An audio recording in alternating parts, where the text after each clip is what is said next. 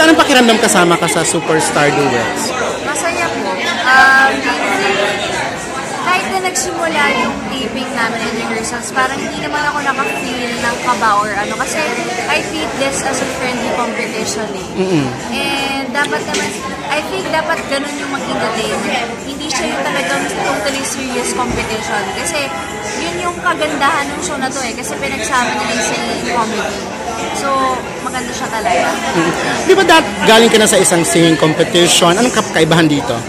Kasi yung singing competition na yun, seryosong ano siya, talagang laban kung laban, ganon.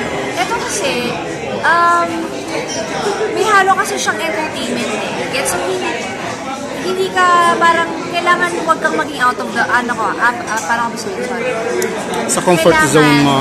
Umalis ka sa comfort zone. Kailangan out of the box ka. So yun yung kinaibahan niya sa mga talagang sasabi ko yung sa singing contest sa pinangilinan ko. Kasi yung sa akin, seryosong singing contest talaga siya.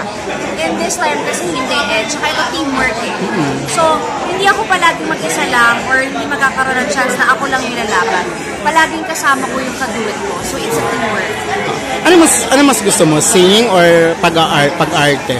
Singing. Siyempre, yun po. Kumbaga yung arte kasi, minahal ko na lang siya eh.